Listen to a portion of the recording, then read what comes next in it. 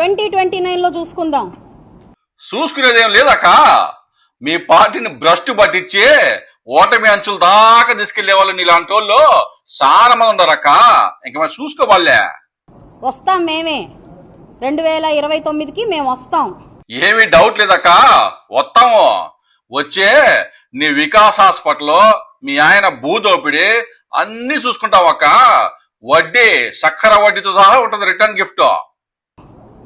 రండమ్మా, ఫిబ్రవరి 11కు రండి, మీ 11 మంది. అక్కో, ఆ 11 మందితోనే లేదు మీ కింద కారుతుంది.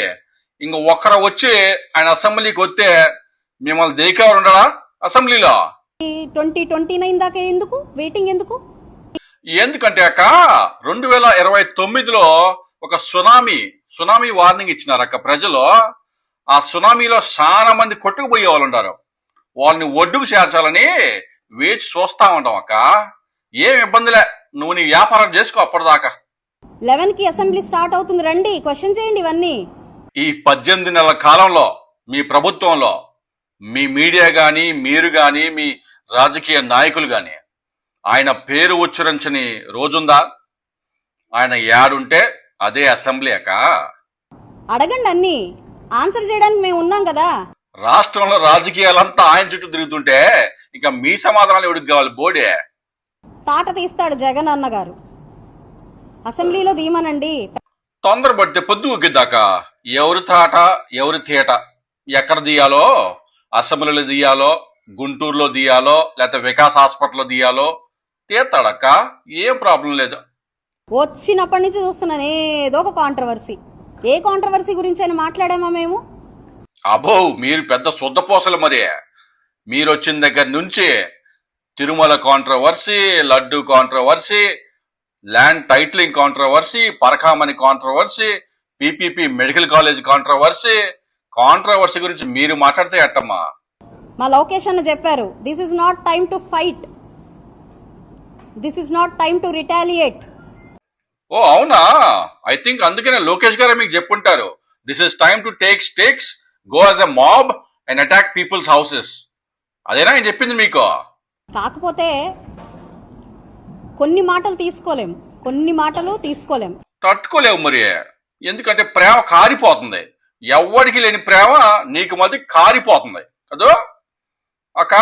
ఈ 18 నెలల కాలంలో ఇప్పుడే కాదులే, ఆయన సీఎంగా ఉన్నప్పుడు కూడా ఎవరు ఎన్ని బూతులు తిట్టారో జగన్ గారిని ఒక్కసారి ఆన్లైన్లో పోయి అట్ట చూపేయక్క, నీకేముంటాయి రోషాలు, కోపాలు.